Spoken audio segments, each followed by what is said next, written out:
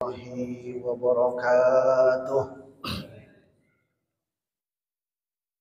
الحمد لله الذي جعل السعادة في صحبة السعداء وأفاض من علومه وأسراره على قلوب العارفين والأولياء. أشهد أن لا إله إلا الله وأشهد أن محمد رسول الله في كل لمحة ونفس عدد ما وسعه علم الله.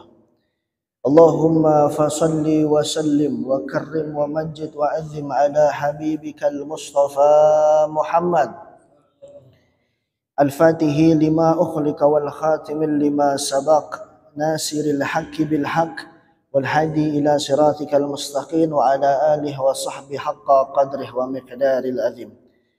Alhamdulillah, banyak-banyaklah kita memuji bersyukur kepada Allah Subhanahu wa taala yang mana telah memberikan kita nikmat sehingga kita masih bisa duduk berkumpul di tempat yang agung dan mulia ini.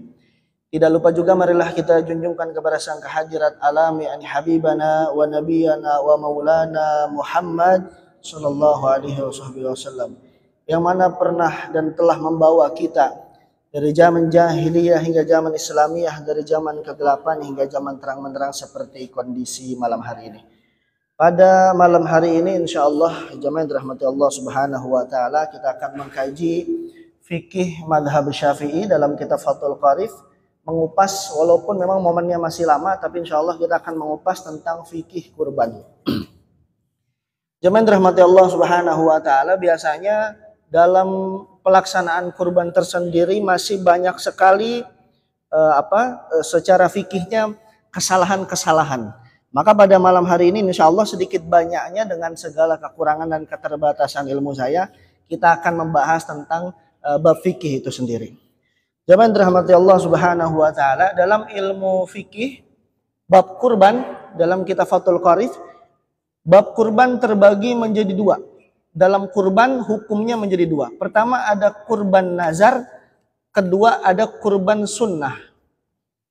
Ada kurban nazar yang bentuknya hutang.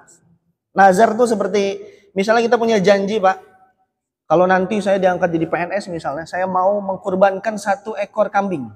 Nah maka status kurbannya menjadi wajib. Sebab apa? Sebab ada nazar di situ. Ada janji yang perlu dipenuhi. Yang kedua, kurban sunnah. Untuk siapa kurban sunnah? Untuk orang-orang yang mampu.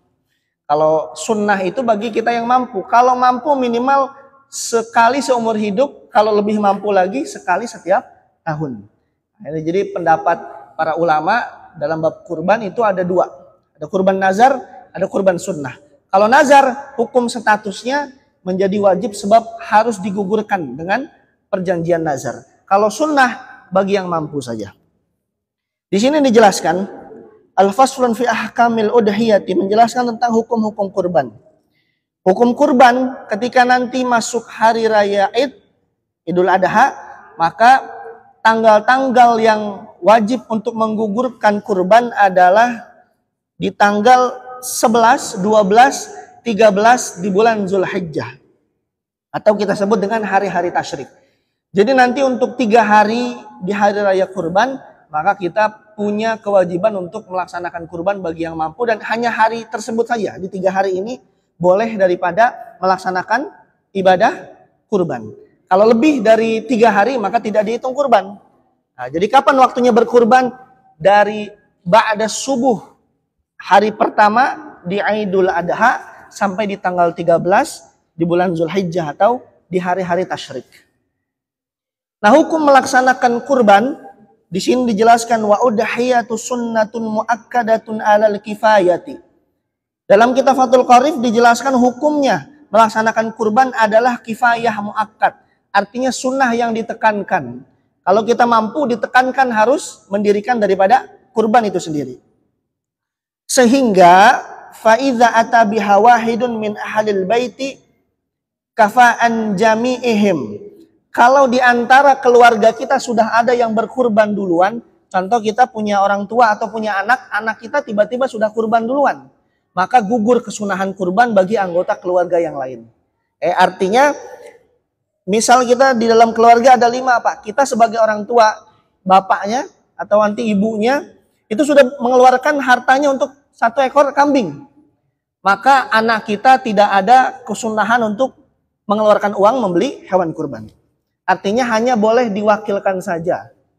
Sehingga apabila sudah ada anggota keluarga yang mewakilkan kita, maka kita gugur kewajiban atau kesunahan untuk mendirikan ibadah kurban. Nah, di sini dijelaskan wala tajibu udhiyatil ila binadhrin. Sehingga tidak bisa wajib kurban itu tidak bisa wajib kecuali kurban yang nazar. Jadi hukum kurban tetap statusnya sunnah, menjadi wajib apabila kita ada nazar atau ada utang di situ. Nah, kita bicara tentang hewan kurban secara umur yang layak dikurbankan itu seperti apa? Umurnya berapa aja? Nah, di sini dijelaskan wa yajzi'u fi hal jaz'u minal dhanni wa huwa ma lahu sunnatun wa ta'ana fi saniyati. Yang bisa mencukupi di dalam kurban, pertama untuk kambing atau domba itu minimal maksimal usianya 1 tahun yang menginjak 2 tahun. Jadi kalau nanti kita ingin kurban secara fikih, domba dan kambing yang perlu kita beli itu cari usianya yang 1 tahun atau 1 tahun setengah atau 2 tahun atau 1 tahun yang menginjak 2 tahun. Dan yang kedua, kambing. Berapa usia kambing yang layak untuk dikurbankan? Di sini dijelaskan wasaniu minal madza'i wa huwa ma lahu sanatani wa qa'anu fi salisatin. Kambing itu usia yang layak untuk dikurbankan adalah 2 tahun yang menginjak 3 tahun. Domba, jadi kalau domba sama kambing kan beda ya Pak. Kalau domba atau onta misalnya, onta berapa? Onta di sini dijelaskan wasani'u minal al-ibli ma lahu khamsun sinin wa ta'an fi sadisati. Kalau untuk onta cari yang usianya 5 tahun atau memasuki 6 tahun. Kalau untuk sapi yang layak dikurbankan berapa usianya? Kalau untuk sapi wasani'u minal maqarrati ma lahu sanatani wa ta'ana fi salisati. Kalau untuk sapi, cari di usia yang 2 tahun masuk ke usia 3 tahun. Nah, ini untuk umur-umur daripada hewan yang layak untuk dikurbankan. Nah, kalau kita bicara yang layak dikurbankan lebih afdol mana? Kalau sapi sama onta, itu kan kita bisa patungan Pak. 1 sapi bisa patungan 7 orang. 1 onta bisa patungan 7 orang. Sedangkan hanya 1 ekor kambing atau 1 ekor domba, itu hanya cukup bagi 1 orang saja. Kambing 1 orang, domba 1 orang, sapi dan onta itu bisa patungan 7 orang. Nah, timbul pertanyaan, lebih afdol mana? 1 orang mengeluarkan 1 ekor kambing atau 1 orang ikut patungan 1 ekor sapi atau onta?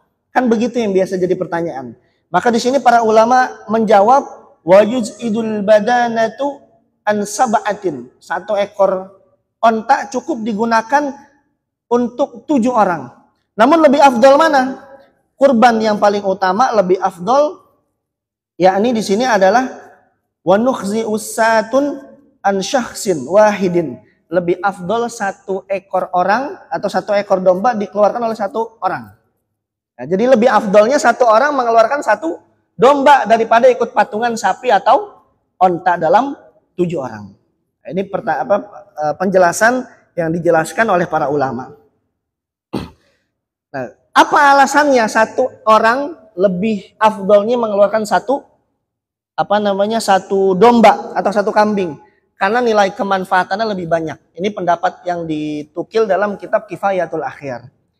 Nah, sehingga ini tinggal dipilih saja para jamaah, bapak-bapak mau layak mampu 1 orang atau 1 bapak-bapak atau mewakilkan keluarga ini 1 sapi atau ikut patungan sapi atau onta, atau mengeluarkan hanya mampu dibeli 1 domba saja per 1 kepala keluarga atau 1 kambing saja. Itu tergantung, tinggal dipilih saja.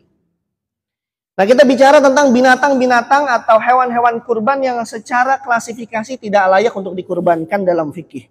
Wa arba'u wa fi ba'din nusahi wa arba'atun. Ada 4 binatang dalam segi redaksi yang tidak layak untuk dikurbankan atau dalam istilahnya cacat. Yang pertama, ahaduha azwarul bayan. Yang pertama, binatang tersebut jelas buta. Jadi kalau kita nanti beli kambing atau beli sapi atau beli domba, binatangnya mohon maaf kalau bahasa entengnya, bahasa kitanya picak atau matanya hilang 1 atau buta satu, maka dia masuk kategori hewan yang cacat dan tidak layak untuk dikurbankan. Nah, jadi ini juga bagian yang harus kita perhatikan. Karena kebanyakan orang-orang yang tidak ngerti ilmunya asal beli aja yang penting murah, ternyata dalam keadaan cacat atau kurang sehat sehingga tidak sah. Kalau tidak sah tetap disembelih, status dagingnya menjadi haram satu tubuh hewan tersebut. Satu tubuh hewan tersebut. Yang kedua, binatang pincang. Kalau pincang sudah jelas juga sama kategorinya cacat pun tidak sah untuk dikurbankan. Pincangnya yang seperti apa dulu? Apakah pincangnya pas kita lihat datang ke tempat jual belinya sudah pincang? Sudah jelas jangan dibeli. Tapi ternyata pas kita beli akad kepada tukang pembelinya ini masih sehat. Datang ke masjid masih sehat. Ternyata karena dia berontak di halaman masjid kakinya patah. Ini tidak masuk kategori cacat. Kenapa? Karena ketika akad belinya dalam kategori sehat. Yang ketiga, wasalis al-maridatul bayan maraduha. Yang ketiga, binatang yang nampak jelas sakitnya. Kalau kelihatan oleh zohir sakitnya jelas, maka itu pun jadi kategori kita tidak layak membeli hewan tersebut atau mengorbankan hewan tersebut. Yang keempat, binatang yang hilang bagian dari tubuhnya atau bagian dari otaknya sebab sangat kurus. Nah, jadi ada binatang Pak yang kalau sakit itu hewan kurban itu otaknya bisa hilang karena sebab kurus atau kurang makanan. Yang kedua, yang kurus banget, yang dagingnya sedikit itu pun makruh untuk dikurbankan. Jadi ulama di kalangan mazhab Syafi'i ini teliti betul kalau hewan-hewan yang kurus banget itu justru tidak dianjurkan untuk dibeli atau untuk dikurbankan. Alasannya apa? Karena porsi dagingnya sedikit sehingga pemanfaatannya kurang untuk masyarakat dan fuqara wal masakin. Nah, di sini dijelaskan bagaimana kalau kambing atau hewan tersebut dikebiri, apakah itu dikategorikan cacat? Di sini dijelaskan wa yujzi'ul khadi'u aw maqtu'u. Di sini dijelaskan sudah dianggap cukup berkurban dengan binatang yang dikebiri. Artinya binatang yang dikebiri tidak dikategorikan binatang yang cacat. Tidak dikategorikan binatang yang cacat. Kalau tanduknya pecah, apakah masuk kategori cacat? Nah, di sini ulama ada khilaf. Ada ulama yang mengatakan itu bagian cacat sehingga tidak layak untuk dikurbankan. Ada ulama yang mengatakan jikalau tanduknya patah atau pecah, maka tidak mengurangi porsi daging hewan tersebut sehingga hewan tersebut tetap layak dikurbankan. Nah, di sini. Lalu ada biasanya Pak hewan itu kalau telinganya robek sedikit. Nah, ini ulama di sini ketat di dalam kitab Kifayatul Akhir, ulama di sini menjelaskan ini diantaranya kalau hewan apabila ada bagian yang robek di antara kulitnya, maka ini juga masuk kategori hewan yang cacat dalam fisiknya. Dan juga apabila di bagian buntutnya terpotong di sini, wala maqtu'atul zanbi wala badihi. Dan tidak mencukupi binatang yang terpotong seluruhnya atau sebagian ekornya. Jadi kalau ada di antara bagian-bagian kecil di organ tubuh hewan tersebut yang terpotong, baik telinganya robek atau buntutnya terpotong tinggal setengah, maka ini tidak layak dijadikan hewan kurban. Nah, kita bicara tentang waktu pelaksanaan kurban jemaah. Jemaah dirahmati Allah Subhanahu wa taala, biasanya masjid atau ada panitia masjid ini beda, panitia kurban di masjid beda dengan panitia zakat fitrah. Kalau di zakat fitrah itu ada istilah, kalau panitia zakat itu apa Pak Haji? Panitia zakat itu apa disebutnya? Basnas yang amil ya, badan amil. Kalau badan amil zakat itu mereka dapat jatah dari zakat tersebut baik berupa uang maupun beras. Beda cerita kalau di bab kurban. Kalau panitia kurban, sifatnya bukan orang yang layak diberikan daripada jatah kurban tersebut. Maka tidak dihitung, tapi dihitungnya sebagai hadiah. Jadi kalau untuk panitia zakat dihitungnya hadiah. Memberikan daging kepada panitia zakat itu dihitung hadiah. Bukan sebagai jatah tetap. Karena memang tidak ada aturannya panitia kurban itu sama dengan panitia zakat. Nah, biasanya maka harus ada akad wakalah. Akad wakalah itu ketika orang menghantarkan duit berupa duit atau menghantarkan yang sifatnya wujudnya fisiknya seekor domba atau hewan, maka ada akad wakalah, dibacakan akad niat kurban itu seperti apa. Nah, maka biasanya yang terjadi kesalahpahaman biasanya kalau kita lagi sibuk Pak motong hewan kurban, lalu di tengah-tengahnya ada istirahat, misalnya zuhur istirahat, lagi ngurban zuhur istirahat. Maka biasanya panitia ngambil beberapa daging untuk dimasak, dijadikan gulai, dihidangkan untuk panitia yang lain. Nah, kalau sekiranya sudah ada akad yang jelas di awal, maka ini status dagingnya menjadi halal. Tapi kebiasaan di beberapa masjid mungkin yang kurang mengupas perihal bab kurban ini, asal ngambil aja dimasak, dihidangkan buat panitia. Nah, ini yang statusnya belum jelas. Ini dagingnya punya siapa? Karena daging kurban itu ada 3 bagian. 1/3 punya si pemilik kurban, 1/3 untuk masyarakat, tetangga, kerabat, saudara, 1/3 untuk fuqara wal masakin, fakir miskin. Sehingga solusi yang diberikan oleh para ulama itu bagus, Pak. Kalau sekiranya ada orang menghantarkan uangnya, datang ke panitia kurban di masjid, atau menghantarkan hewannya, minta dititipkan di masjid, maka yang perlu kita sampaikan kepada orang tersebut, minta ridhonya beberapa kilo daging orang tersebut dipinta untuk dimasak untuk konsumsi panitia. Nah, ini statusnya menjadi halal. Karena barangkali takutnya lupa, biasanya langsung ambil masak. Ambil masak tanpa ada apa? Omongan. Sehingga orang tersebut belum jelas memberikan ridhonya atau tidak perihal dagingnya. Nah, begitu. Adapun di sini, waktu penyembelihan itu dari awal ba'da subuh itu sudah boleh. Sudah boleh. Awal ba'da subuh atau terbitnya matahari di hari raya kurban. Dan melewati kira-kira waktu yang cukup untuk melaksanakan sholat 2 rakaat dan 2 khutbah. Ini sudah sah untuk mendirikan ibadah kurban. Nah, di dalam perihal yang lain yang biasa kita jadikan masalah bersama adalah konsep bagaimana caranya bayar jagal. Jagal itu dalam fikih hukumnya haram, dibayar pakai daging. Jadi jagal dalam ilmu fikih mazhab Syafi'i haram dibayar pakai daging. Contohnya kita ada diskusi, kita panitia kurban ada diskusi dengan jagal. Pak, Bapak nanti 1 sapi kami upah 5 kilo daging sapi. 1 kambing kami upah 1 kilo daging kambing. Maka statusnya tidak sah dan menjadi haram. Sebab apa? Sebab aturannya seperti itu. Aturan yang bagusnya seperti apa? Kalau jagalnya, mohon maaf, fuqara wal masakin, fakir miskin, maka jadikan niat memberi dagingnya sebagai hadiah bukan upah. Tapi upahnya tetap harus dengan nominal uang. Contoh misalnya, Pak, Bapak kami bayar 1 sapi itu kami bayar anggap 500.000. Kalau 1 kambing kami bayar upah Bapak 200.000, maka menjadi sah. Andai kata kita tetap memberikan daging kepada mereka, statusnya bukan upah, tapi statusnya adalah hadiah. Apalagi kalau mereka bagian dari fuqara wal masakin, fakir miskin, maka sah-sah aja diberikan tanpa ada niat upah memberi dagingnya. Tanpa ada niat upah memberi dagingnya. Nah, bagaimana solusi yang baik? Maka masyarakat yang menitipkan hewan kurbannya di masjid harus ada patungan uang titip atau uang biaya sewa urus lampu, urus orang yang membelikan rokok atau kopi bagi pengurus masjid yang bergadang menjaga sebelum hari raya Id. Nah, itu perlu dipikirkan. Sehingga jangan jadikan ini sebagai suatu keberatan atau beban, karena ini bagian dari syariat. Nah, jangan sampai nitip-nitip aja, nggak dipikirin tuh biaya kopi yang jaganya berapa, biaya listrik lampunya berapa, biaya ngasih makannya berapa. Nah, nanti kalau dari uang patungan ini sah dijadikan uang untuk bayar jagal atau beli pisau dan golok. Begitu. Nah, maka di sini kita akan membahas beberapa pertanyaan seputar daripada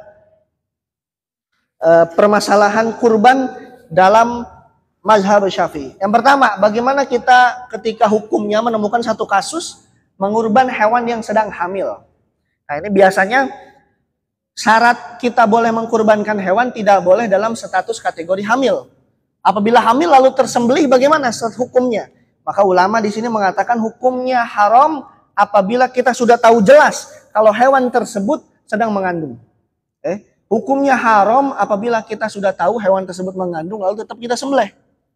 Namun apabila sedang hamil, maka kita mesti tahu dulu ini hewan hamil atau tidak. hewan ini mengandung atau tidak, ini hewan sedang sakit atau tidak. Maka bagusnya ditanyakan kepada si penjual hewan tersebut, Pak, ini sapinya lagi ngandung apa enggak? Kalau enggak kita beli, kalau lagi ngandung kita nggak mau beli. Nah, bagaimana hukumnya kalau ternyata ketika disembelih anaknya masih hidup, tapi sekarat? Nah, maka statusnya jika nyawa si anak tersebut ikut meninggal, maka dia tidak perlu dikurbankan sebagaimana karena sebab dia mati karena orang tuanya mati. Jadi hewan si ibu atau si betinanya kita kurbankan, ternyata pas kita belek perutnya ada anaknya udah mati, maka nih anak nggak perlu disembelih lagi dan statusnya menjadi halal. Kecuali karena sebab apa? Sebabnya kita nggak tahu kalau hewan ini sedang hamil. Tapi beda cerita kalau ternyata ini hewan hamil, kita tetap menggorok dia, tetap memutus lehernya, tetap mengkurbankan dia, status daging anak dan ibunya ini menjadi haram. Sebab ini sesuatu yang dilarang dalam fikih. Nah, lalu misalnya siapa saja yang berhak menerima daging kurban? Nah, ini harus kita ketahui, kurban tadi saya jelaskan ada dua. Kurban itu ada dua, ada kurban sunnah, ada kurban nazar. Kurban sunnah, bagi orang yang melaksanakan kurban sunnah, ini orang masih dapat jatah buat dirinya sendiri 1/3. Sisanya buat tetangga, kerabat, saudara, sahabat. 1/3-nya lagi buat fuqara wal masakin. Sunnahnya kita boleh mengambil apabila kita niatnya kurban sunnah. Niat kurban mendirikan sunnah Nabi Muhammad. Kalau sunnah masih dapat jatah. Tapi kalau nazar hukumnya 1 cuil pun, 1 tusuk sate pun, 1 sendok daging pun hukumnya haram untuk ditelan. Sebab apa? Sebab statusnya ini wajib sebab nazar. Contoh nazar, ya Allah saya pengen kurban 1 ekor sapi kalau saya jadi PNS. Ya Allah saya pengen kurban 1 ekor sapi kalau anak saya wisuda. Dan nazar-nazar yang lainnya, Pak. Ketika nazarnya terjadi, doanya diijabah oleh Allah, orang tersebut haram hukumnya makan secuil pun dari daging kurbannya. Langsung diberikan. Sisanya buat sahabat, kerabat, tetangganya. Yang kedua buat fakir dan miskin. Nah, seperti itu. Apakah sah memberikan daging kurban kepada non-muslim? Nah, kita kan yang muslim ya memberikan kepada sesama muslim. Tapi pertanyaan yang agak rumit kasusnya, apakah sah memberikan kepada yang non-muslim? Di sini dijelaskan sah-sah saja, sebab dulu Nabi, bagian dari dakwah Nabi itu dulu ketika Nabi kurbannya sendiri diberikan kepada kafir Quraisy. Agar apa? Agar mengambil hati mereka tertarik masuk ke dalam Islam. Nah, di sini dijelaskan bolehkah apabila belum akikah tapi kurban. Nah, ada anak kita, Pak, ketika mungkin dulu kita belum mampu mengakikahkan anak, anaknya sudah dewasa, kita sudah mampu. Tapi momennya bertepatan dengan hari raya Id. Bagaimana? Apakah kurban dulu atau akikah dulu? Pendapat yang pertama di kalangan para ulama, kita boleh dulu kurban baru akikah. Pendapat yang kedua, kita boleh menggabungkan dua niat ibadah sunnah tersebut. Niatnya kurban, niatnya pula akikah, itu boleh. Itu boleh. Namun ada khilaf di antara ulama. Ada pendapat ulama juga yang melarang tidak boleh menggabungkan dua ibadah sunnah. Tidak boleh menggabungkan niat kurban dan niat akikah. Sebab apa? Kata para ulama, ini adalah ibadah yang berdiri masing-masing. Tapi tinggal diambil saja, Pak. Ini saya memberikan 3 pendapat. Bapak-bapak tinggal diambil saja pendapat yang enak untuk dipakai yang mana. Ini masih dalam ruang lingkup mazhab Syafi'i. Ini masih boleh dipakai buat kita 3-tiganya pendapat. Nah, bagaimana apabila ketika beli hewan, hewannya sah, hewannya sehat, tidak cacat, tidak patah. Lalu apabila pas datang, hewan tersebut dalam keadaan cacat. Bagaimana hukumnya? Nah, kalau dari awalnya kita lihat hewan tersebut sah, hewan tersebut sehat, hewan tersebut tidak ada cacat sedikit pun, lalu pas datang hewannya dalam keadaan patah, misal hewan tersebut berontak ketika dinaikkan ke dalam losbak atau ke dalam truk, sapi tersebutnya berontak, maka ketika diturunkan sudah dalam keadaan cacat, hukumnya tidak sah. Hukumnya tidak sah. Karena sama pula seperti membeli hewan cacat. Nah, ini ada beda cerita dan beda kasus, Pak. Ada waktu itu satu masjid misalnya, Itu hewannya ketika ingin disembelih berontak. Hewannya berontak masuk ke dalam sumur. Dievakuasi nggak bisa, ditarik nggak bisa, dievakuasi nggak bisa, diangkut nggak bisa. Maka ada pendapat ulama dalam kitab Kifayatul Akhyar. Ini ulama nih Pak. Ini luasnya ilmu ulama dalam fikih. Ini hewan boleh dimatiin dengan cara tidak disembelih. Contoh, dilempar batu sampai mati, sah. Ditembak sampai mati, sah. Ditombak sampai mati, sah. Atau dikeret itu bahasa Sunda. Disembelih di bagian kaki sampai kehabisan darah dan meninggal, sah. Andai kata kondisinya darurat. Andai kata kondisinya darurat. Namun andai kata masih bisa disembelih di bagian leher, maka sembelih. Nah, ada beberapa pertanyaan yang muncul biasanya. Kasusnya apa? Jagal. Sudah pisau golok sudah nempel, goloknya tajam, sapinya hewannya tidak berontak, tapi ngangkat pisau, dibalikin lagi ke leher. Ini status dagingnya menjadi haram. Status daging sapinya, daging kambing dombanya menjadi haram. Sebab apa? Sebab haram, aturannya tidak boleh mengangkat daripada pisau atau golok. Tapi haramnya bukan haram mutlak. Dijelaskan dalam kitab Al-Imam Syafi'i, haramnya bukan haram mutlak dengan beberapa sebab. Contoh, ketika si jagal sudah menempelkan pisau atau goloknya di leher hewan, namun hewannya berontak sehingga menyebabkan pisau dan goloknya terpental. Ketika goloknya sudah nempel terpental, golok tersebut boleh diambil lagi, lalu ditempelkan lagi sampai ke golok itu hewan. Yang kedua, apabila pisau dan goloknya sudah menempel di leher, tapi ternyata pisau dan goloknya tumpul, maka boleh si jagal ngelempar pisau, panitia yang lain membantu mengambilkan pisau yang lebih tajam, lalu boleh dilanjutkan menggorok. Ini statusnya tetap sah dan tidak haram. Dengan sebab yang pertama hewan berontak, yang kedua tumpul alat penyembelihnya. Begitu. Di sini lagi dijelaskan 1 ekor kambing untuk 1 keluarga apakah sah? Sah. Di sini pada masa Rasulullah dalam kitab Al-Minhajul Muslim ada 1 hadis dari Al-Imam At-Tirmizi. Pada masa Rasulullah, seorang suami menyembelih seekor kambing sebagai kurban bagi dirinya dan keluarganya. Jadi nanti Pak, kalau kita punya rizki, kita punya anak 2, istri 1, kalau istrinya 2 nanti kebanyakan Pak. Istri 1, kita anaknya 2, kita suami 1. Ketika meniatkan dirinya, atau mendaftarkan hewannya ke masjid, maka atas nama orang tersebut dan atas nama ahli keluarga yang lain. Anaknya juga dicatat namanya, istrinya juga dicatat karena dia mewakili daripada keluarga tersebut. Tidak boleh ada yang mengkhususkan, ini saya nganterin kambing nih ke masjid, ini atas nama anak saya, nggak boleh dikhususkan. Harus mengkhususkan, harus semua nama keluarganya tercatut atau tertulis, sehingga ketika nanti sebelum digorokkan suka dibacakan ini atas nama fulan bin fulan bin fulan, nah, maka semuanya kesebut namanya. Kesebut namanya.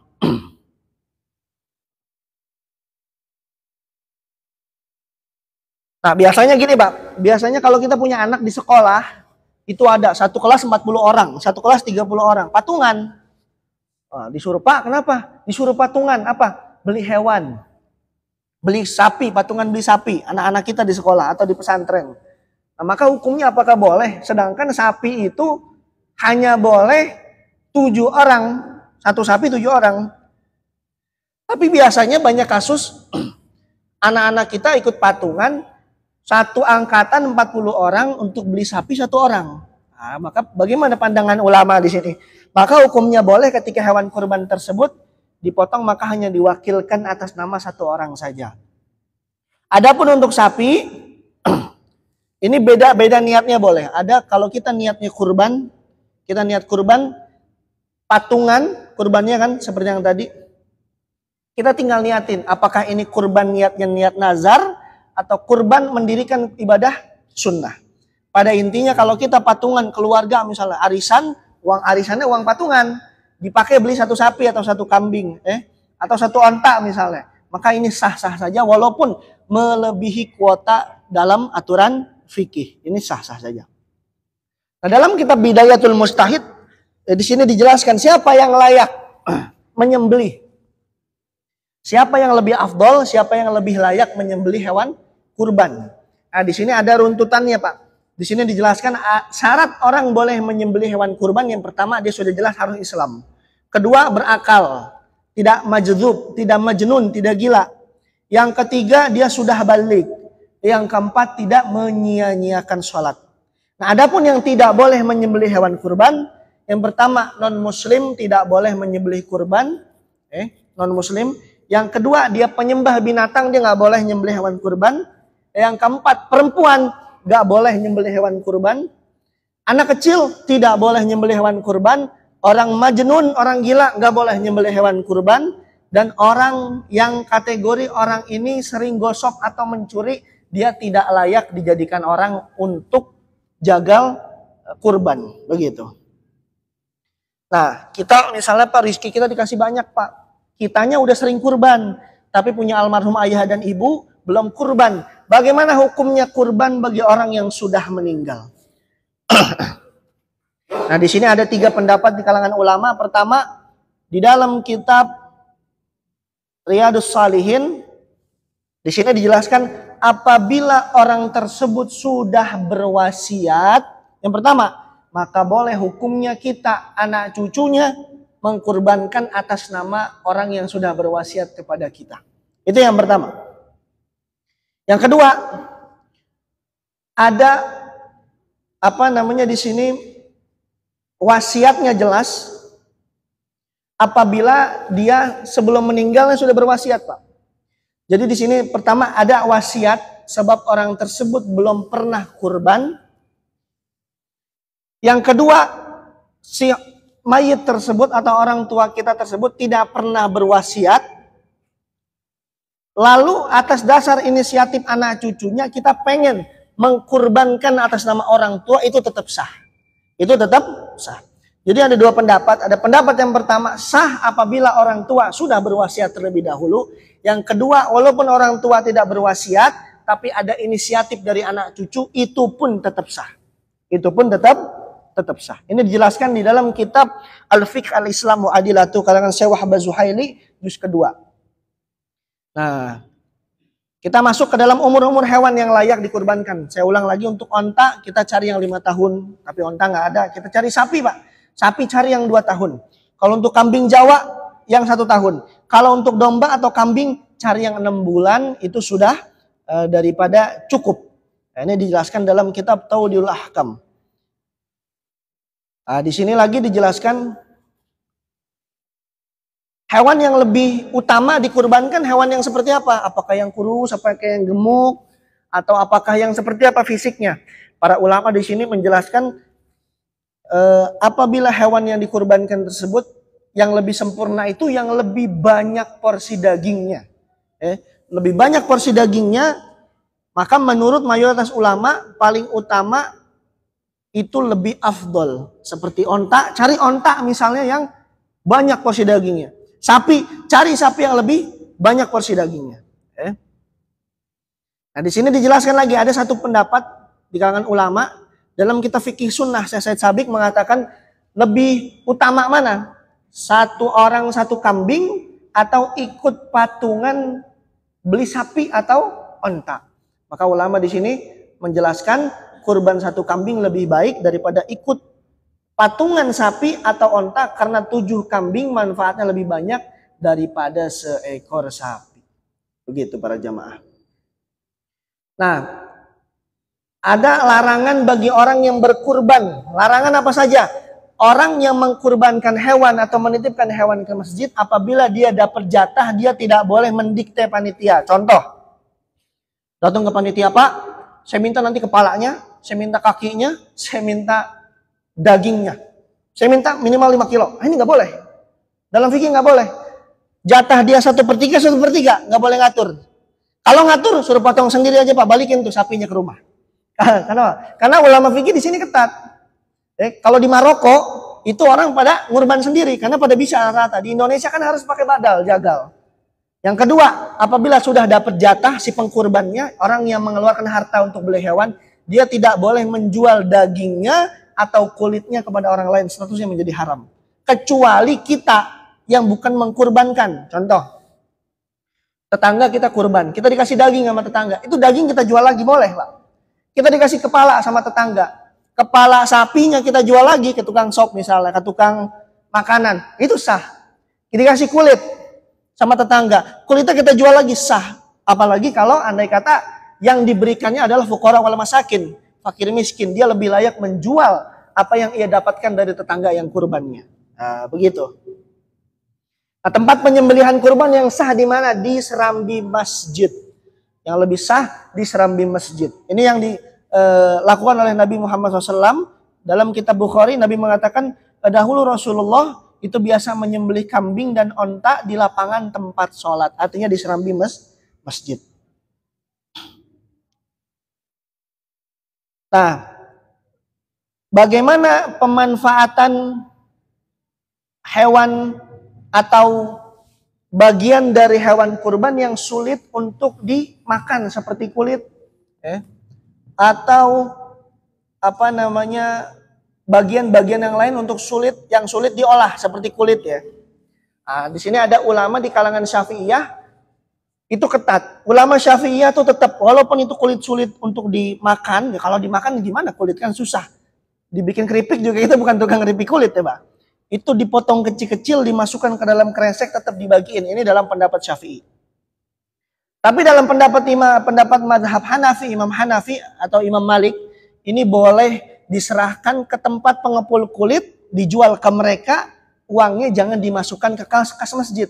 Uangnya dibagikan lagi kepada fuqara wal masakin, dibarengi dengan pembagian daging kurban tersebut. Begitu. Jadi kita rujukannya kitab Kifayatul Akhyar karangan Syekh Abu Bakar bin Muhammad Al-Husain. Jadi kalau kita yang mengkurban, kita tidak boleh mengambil jatah kulit, tidak boleh menjual.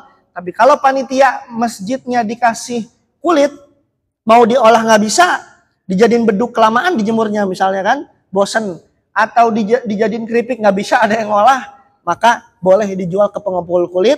Uangnya jangan dimasukin ke kas masjid, tapi juga dibagikan berbarengan dengan di saat pembagian daging kurban tersebut.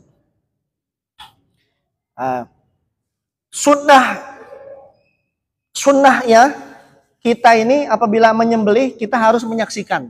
Walaupun kita tidak ada kewajiban untuk menyembelih. Sunnahnya kita sendiri boleh menyembelih, tapi kalau kitanya kurang ilmunya atau kurang prakteknya, lebih baik dibadalkan, tapi sunnahnya kita boleh menyaksikan hewan yang dikurbankan yang keluar dari duit kita sendiri. Nah, ini barangkali saya kira cukup kajian fikih kurban kita pada malam hari ini. Barangkali para jamaah ingin ada ditanyakan, kalau bisa saya jawab insya Allah. Kalau nggak bisa nanti kita akan jawab di kajian yang akan datang. Silakan untuk para jamaah kita buka sesi tanya jawab. Silakan barangkali ada yang ingin ditanyakan.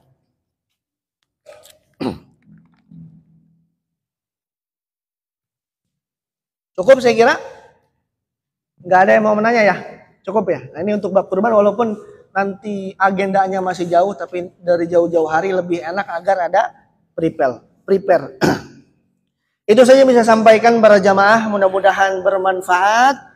Itu saja yang bisa disampaikan. Saya mohon maaf apabila ada kekurangan. Datang baiknya datang dari Allah, Rasul dan Guru. Salahnya datang dari diri saya pribadi. Hasbunallah wa ni'mal wakil, ni'mal maula wa ni'man nasir. Subhanakallahumma wa bihamdik asyhadu an la ilaha illa anta astaghfiruka wa atubu ilaik. Assalamualaikum warahmatullahi wabarakatuh.